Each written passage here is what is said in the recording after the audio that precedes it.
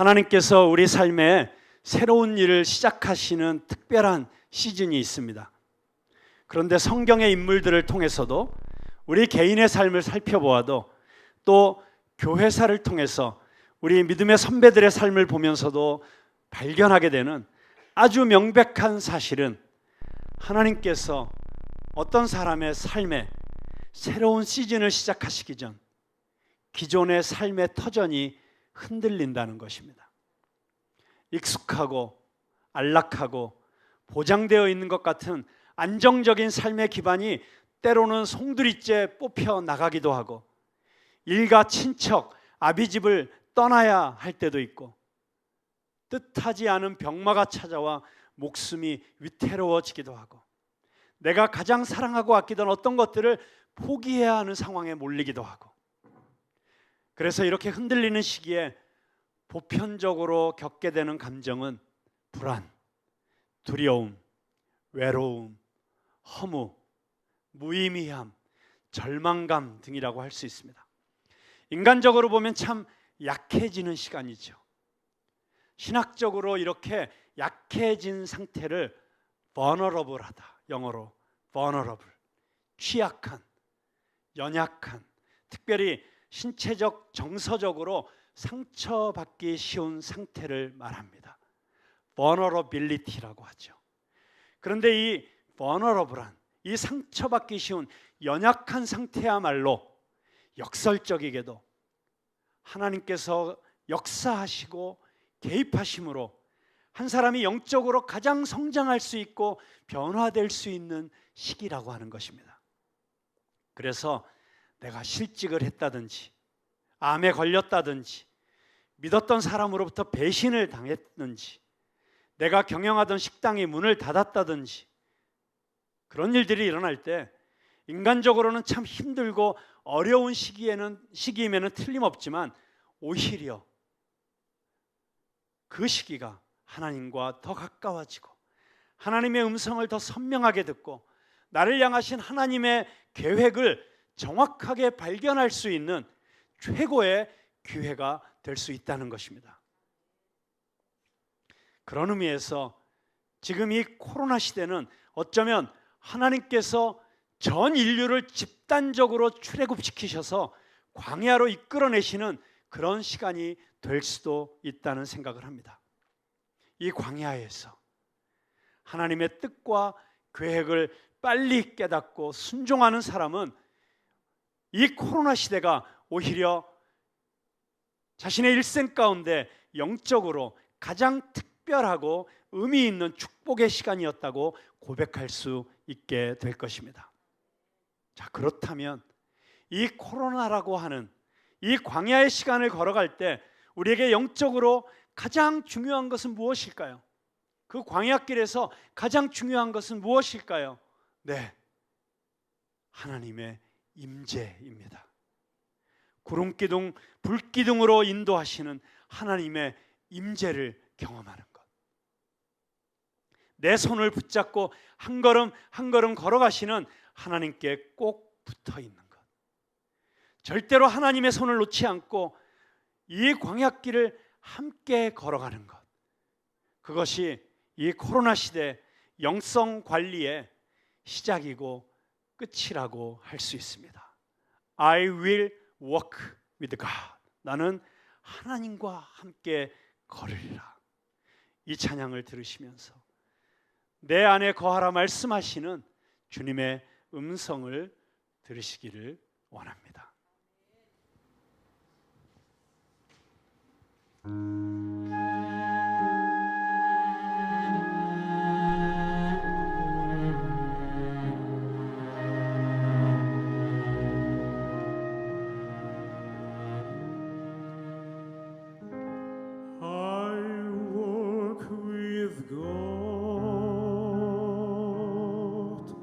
From this day on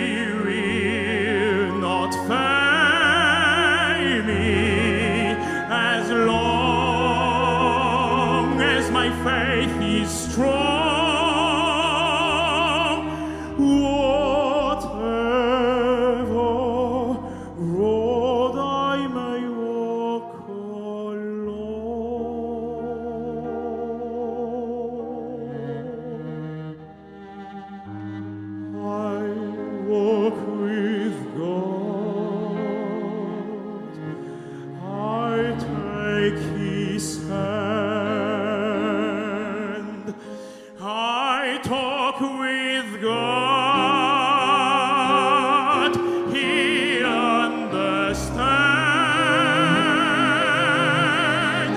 I pray to him each day, to him, and he'll hear the words that I sang. His hand will guide my thought and word, and I never walk alone while I walk with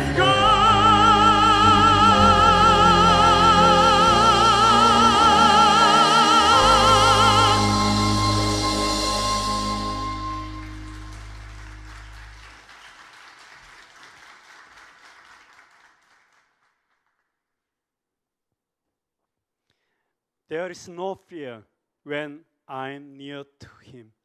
내가 그분께 가까이 갈 때 두려움이 없습니다. He will never forsake me.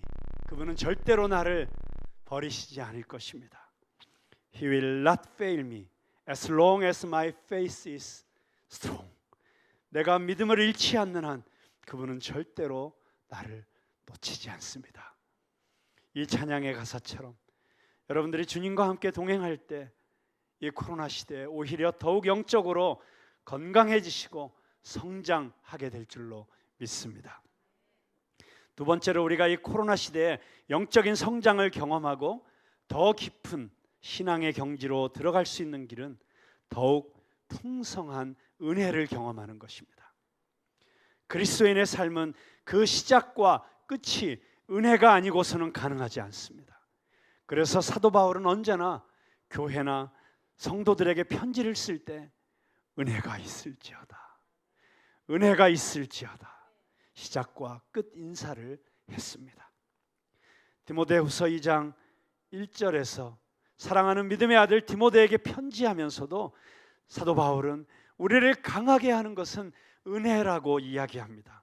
내 아들아, 그러므로 너는 그리스도 예수 안에 있는 은혜 가운데서 강하고. 은혜가 무엇입니까? 은혜란 자격 없는 자에게 값없이 주시는 선물입니다. 죽을 수밖에 없는 나를 살려주신 것도 은혜요. 시궁창 같은 죗구덩이에 빠져서 악취를 풍기며 허우적거리던 나 같은 죄인을 용서하시고 자유케 해주실 뿐만 아니라 이제는 오히려 복음을 전하는 자로 살게 하시는 것도 은혜요. 은혜 아닌 것이 없습니다. 그래서 모든 그리스도인들은 나의 나 된 것은 다 하나님의 은혜라고 고백할 수밖에 없습니다. 문제는 그리스도인들조차도 이 은혜를 잊고 산다는 것입니다. 처음에는 이 은혜가 너무 놀라워서 성경을 읽다가도 눈물을 흘리고 찬양가사 한 줄에도 울컥하는 감동이 있고 설교를 들어도 한 말씀 한 말씀이 내 이야기 같고 그러다가 시간이 지나면서 어느새 무덤덤해지는 자신을 발견하는 성도가 한둘이 아닐 것이라고 생각합니다. 예수님을 만나기 전 내가 얼마나 끔찍한 죄인이었으며 예수님을 만난 이후 내가 얼마나 축복된 삶을 살고 있는지 항상 기억하며 그 첫사랑을 잃어버리지 않고 그 은혜의 감격을 날마다 새롭게 하는 것이 내가 영적으로 건강하고 싱싱하게 살아나는 비밀이라는 것입니다. 나 같은 죄인 살리신이라는 찬송이 있습니다. 우리가 너무 좋아하는 찬송이죠. 노예선의 선장으로서 끔찍한 범죄를 저지르고 살던 존 뉴턴이 회심한 이후에 작사한 곡입니다. 우리에게 우리가 누리고 있는 이 은혜가 얼마나 놀라운 것인지, 말 그대로 얼마나 어메이징한 것인지 깨우쳐주는 최고의 찬양입니다. 그런데 작사는 존 뉴턴이 했는데 누가 작곡했을까요? 지금까지 그 작곡자가 알려져 있지 않았었습니다. 그런데 놀랍게도 최근의 연구 결과에 의하면 그 어메이징 그레이스, 나 같은 죄인 살리신 그 찬송의 곡조는 노예선 바닥에서 끌려가면서 짐승처럼 울부짖던 흑인 노예들의 노래였던 것입니다. 그래서 존 뉴턴은 이 찬송을 부르거나 또는 다른 사람이 부르는 것을 들을 때마다 노예선에서 동물처럼 울부짖던 그 노예들의 신음소리가 기억났을 것입니다. 그리고 자신이 과거에 얼마나 끔찍한 짓을 저지르던 죄인이었는지를 생각하지 않을 수 없었을 것입니다. 이미 용서받은 죄를 곱씹으며 평생 죄책감에 시달리며 살라는 이야기가 아닙니다. 하나님은 우리가 하나님 앞에 나와서 죄를 고백하고 회개할 때 십자가의 피로 깨끗이 씻어주시고 내가 다시는 그 죄를 기억지도 않겠다고 말씀하시는 하나님이십니다. 우리가 하나님의 은혜의 바다에 우리의 과거의 모든 죄를 집어 던졌으면 그 바다에 써 있는 팻말을 읽어야 됩니다. No fishing, 낚시질 금지. 우리가 과거의 죄를 다시 끄집어 올릴 필요가 없습니다. 그러나 오히려 나를 그 죄 가운데서 건져주신 그 하나님의 은혜가 얼마나 크고 놀라운 것인지는 계속해서 다시 생각할 필요가 있습니다. 존 뉴턴의 감격이 우리의 감격이 되기를 바라면서 나 같은 죄인 살리신 이 어메이징 그레이스, 이 은혜에 함께 잠기는 시간이 되기를 바랍니다.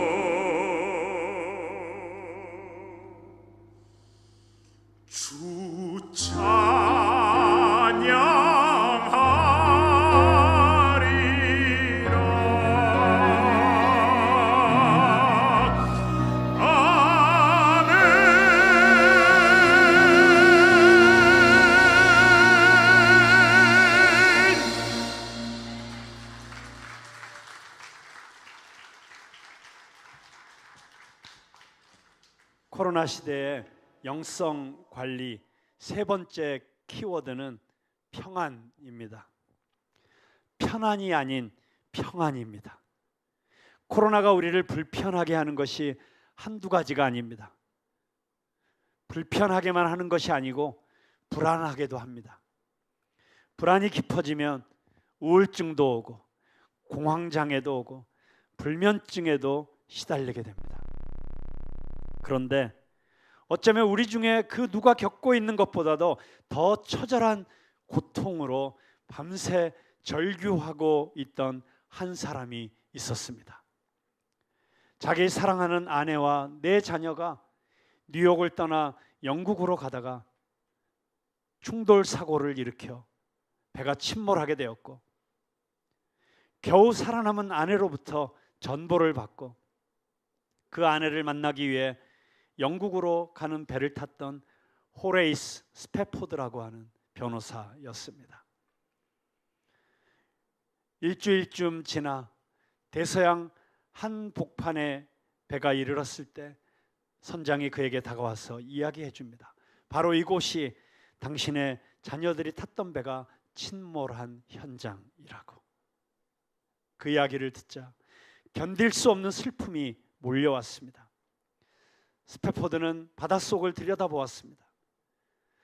눈에 넣어도 아프지 않은 자기 어린 자녀들에게 출렁이는 바닷물이 얼마나 차가웠을까. 그는 너무나 큰 괴로움과 하나님에 대한 원망에 북받치는 울부짖음을 참을 수 없었습니다. 주님, 저는 주님의 일을 가장 귀하게 여겼고 주님을 사랑했습니다. 그런데 왜 이런 고통을 주십니까? 이제 저는 어떻게 살아야 합니까? 그의 절규는 밤새도록 그칠 줄을 몰랐습니다. 동트는 햇살이 선실 창가로 쏟아질 때 그에게 주님의 말씀이 떠올랐습니다. 열왕기하 4장 26절의 말씀입니다. 너는 달려가서 그를 맞아 이르기를 너는 평안하냐? 내 남편이 평안하냐? 아이가 평안하냐 하라 하였더니 여인이 대답하되 평안하다. 스패포드에게 이 평안이라고 하는 낱말이 머릿속을 맴돌았습니다. 물속에 잠긴 딸들을 생각하며 몸부림치던 그에게 평강의 왕께서 찾아오신 것입니다. 그는 작은 소리로 하나님이 주신 평안을 읊조렸습니다.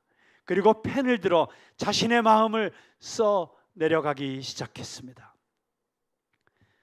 우리가 너무나도 잘 알고 있는 내 평생에 가는 길.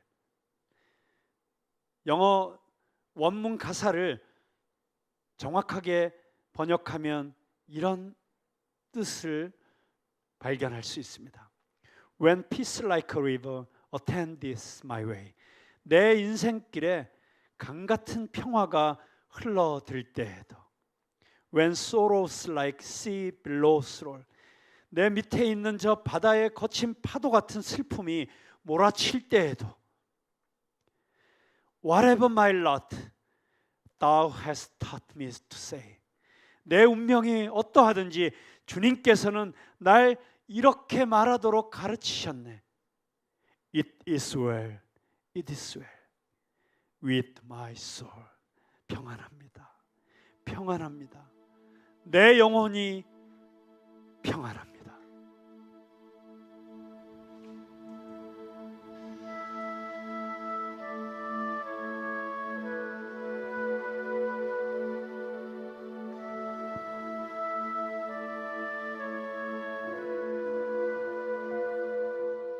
내 평생에 가는 길 순탄하여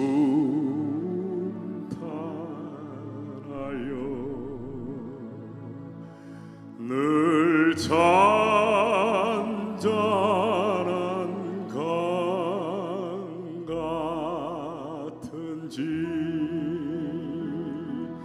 큰 풍파로 무서워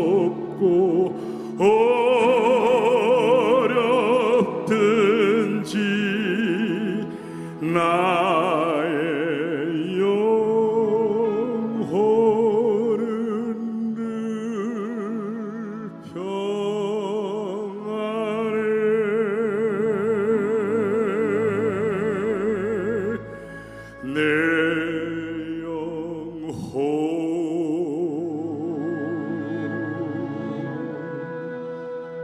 저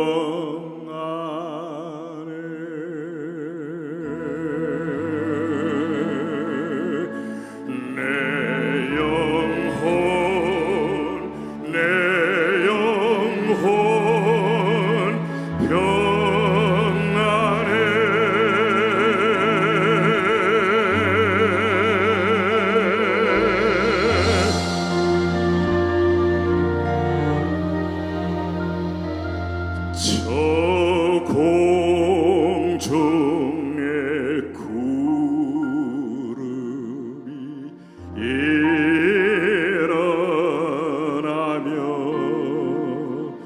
큰 나팔이 울려날 때 주 오셔서 세상을 심판해도 나의 영혼을 걷겠네.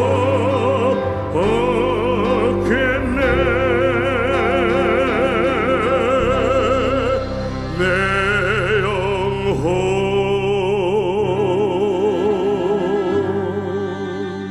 평안해.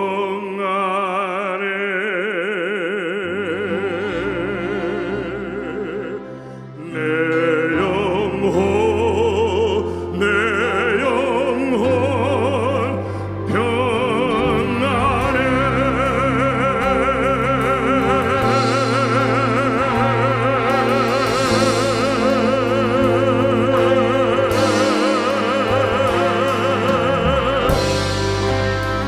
아멘.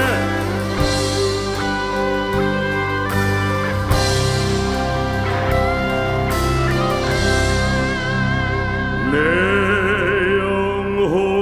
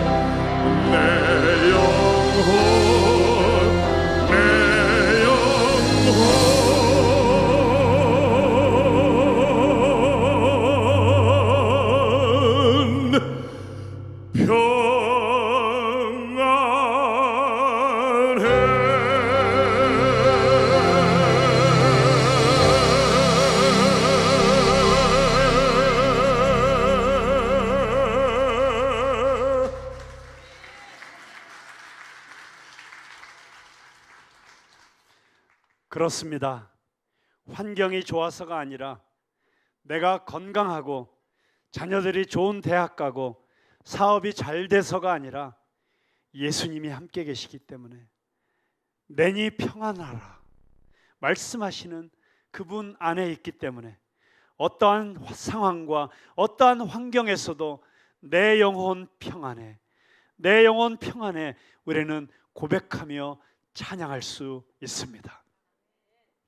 이러한 평안을 누리고 살 수 있는 힘, 미친 듯이 죽이라고 소리 지르는 로마의 원형 경기장 한복판에서도 찬송하며 해처럼 밝게 빛나는 얼굴로 화형대로 사자들의 입 앞으로 평화롭게 걸어가던 초대교회 성도들의 힘, 자신들에게 돌을 던지는 사람들을 바라보며 십자가에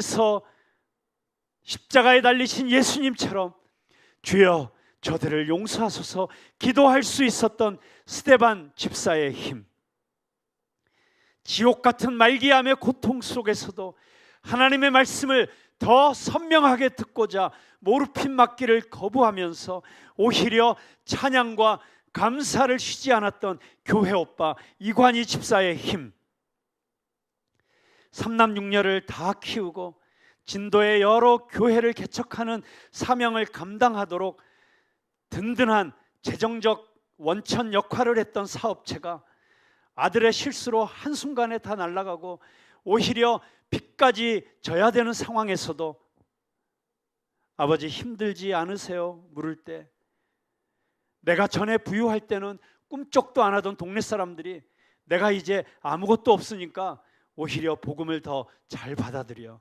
내가 불쌍한가 봐. 내가 부유하든 가난하든 예수님만 전파되면 나는 할렐루야이니 내 걱정은 절대 하지 말아라 말씀하시며 주 안에 있는 나에게 딴 근심 있으랴 찬송하시며 걸어가시던 곽우불 목사님의 힘, 그 모든 믿음의 선진들이 붙잡았던 예수 이름의 능력, 사도 바울이 간절히 알기 원했던 내가 그리스도와 그 부활의 능력과 그 고난에 참여함을 알기를 원한다고 사도 바울이 그렇게 간절히 알기 원했던 예수 그리스도, 그분 안에 있는 부활의 능력, 그 이름의 능력, 그 능력을 더 알기 원합니다.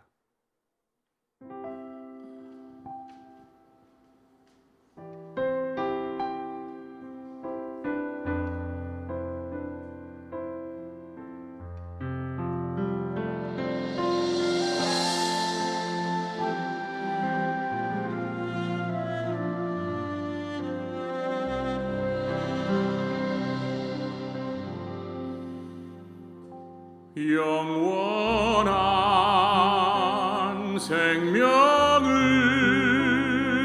내게 주신 예수, 날 위해 죽으신 그 사랑 알겠네. 십자가 구원이 나의 소망이라.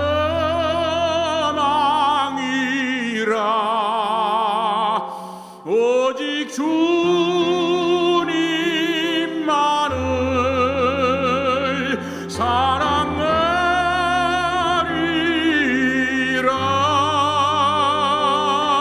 사랑하리라.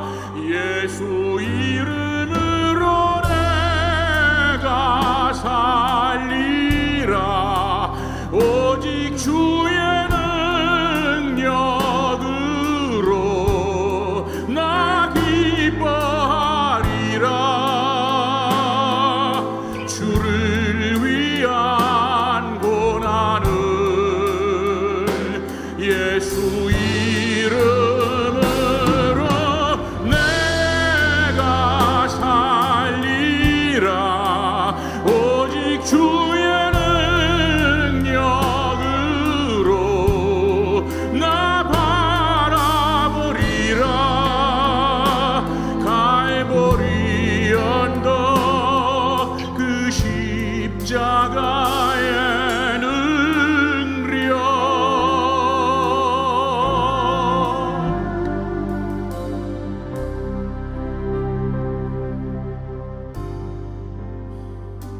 아버지 그 큰 사랑 내가 믿을 때에 연약한 나의 힘 강건케 되리라. 내 모든 시련을 주께 감사하며 십자가 보혈로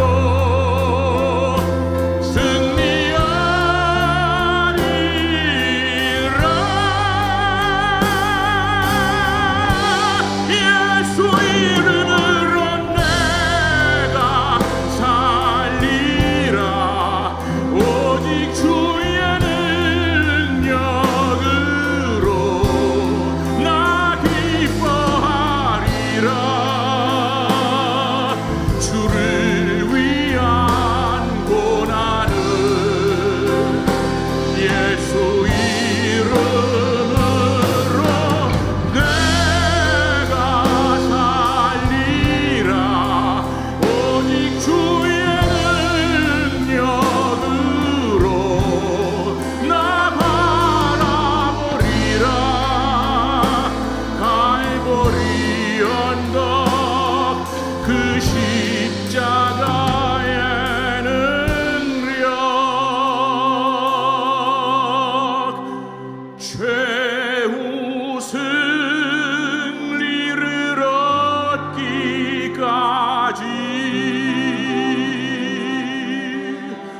주의 십자가 사랑하리.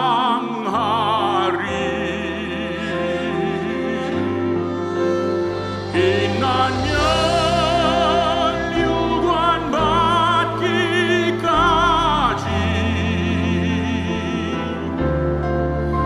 험한 십자가 붙들겠네.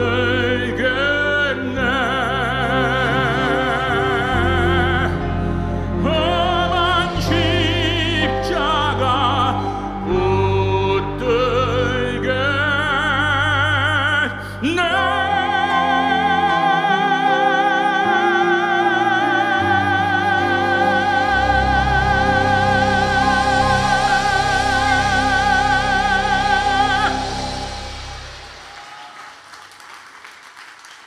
할렐루야! 예수 이름의 능력, 그 능력으로 이 코로나 시대 오히려 더 기뻐하며 더 감사하며 춤추며 하나님의 영광을 드러내는 찬양의 행진을 하고 싶습니다. 이 찬양의 행진이 죽은 자를 살리는 예수 그리스도를 뒤따르는 생명의 행렬이 되기를 소원합니다. 여러분, 이 코로나 시대에 벌써 1,000만 명이 감염이 되었고 50만 명 이상이 생명을 잃었습니다. 전 세계적으로 죽음의 공포가 뒤덮고 있습니다. 그런데 어쩌면 육체적인 죽음보다 더 두려운 불안과 절망이 사람들을 무너뜨리고 있습니다. 그런데 기억하시죠? 중국 우한에서, 그 절망의 도시에서 노란색 방호복을 입고 일정한 시간 거리에 나와 마스크를 나누어 주면서 예수님이 당신을 사랑하십니다. 하나님이 당신을 구원하실 것입니다. 그렇게 희망을 나누어 주던 그리스도인들처럼 저 절망에 빠진 사람들 어떻게 다시 희망을 갖게 해줄 수 있을까요? 저 불안해하는 사람들에게 어떻게 평안을 선물할 수 있을까요? 저 상처받은 사람들 어떻게 위로할 수 있을까요?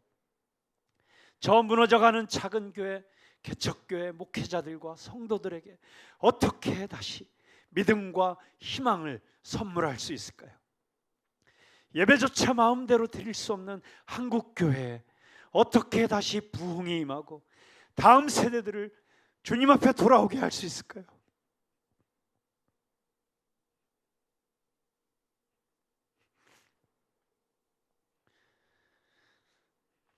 아마 우리 모두가 그런 똑같은 질문을 마음속에서 하나님 앞에 드리고 있을 것이라고 생각합니다. 그런데 그렇게 하나님 앞에 묻고 있던, 십자가 앞에 서 있던 사람들 중에서 우리가 할 수 있는 것은 노래입니다. 세상의 노래가 아니라, 나를 만족시키기 위해서 부르는 노래가 아니라, 베들레헴의 말구유에서 아주 작은 아기의 울음소리로 시작되었던 노래, 갈릴리에서 부드럽게 온유하게 속삭이며 사람들을 치유하고 회복시키던 노래, 그 노래를 멈추기 위해서 군대가 행진하고 정치가들이 모략을 꾸미고 마침내 십자가에 못 박아버렸던 그 노래, 이제 다 끝났다고 쾌재를 불렀지만 무덤 속에서도 멈출 수 없었던 노래,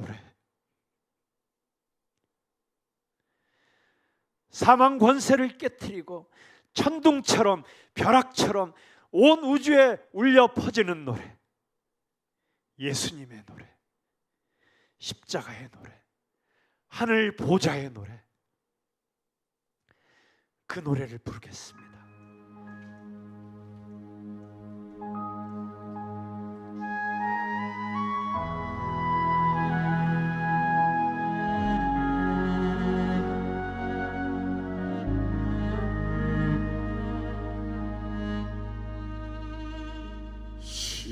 십자가를 질 수 있나 주가 물어보실 때 죽기까지 따르오리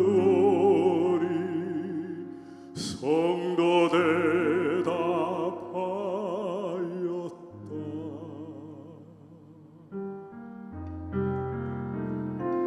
이런 일 다 할 수 있나 주가 물어보실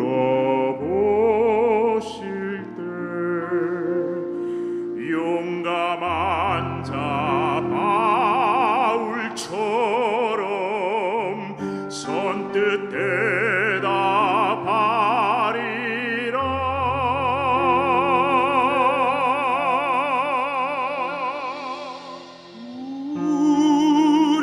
우리의 심령 주의 것이니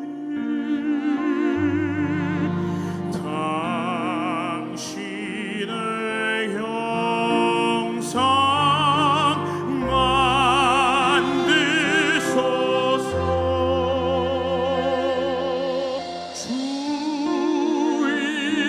주인도 따라 살아갈 동안 사랑과 충성 늘 바치오리라.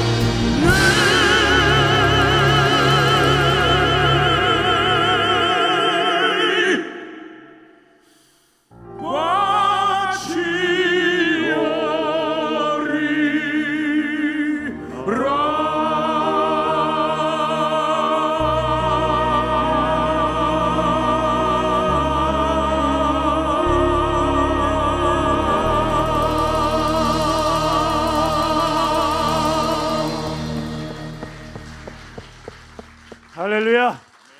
우리 귀한 분들을 통해서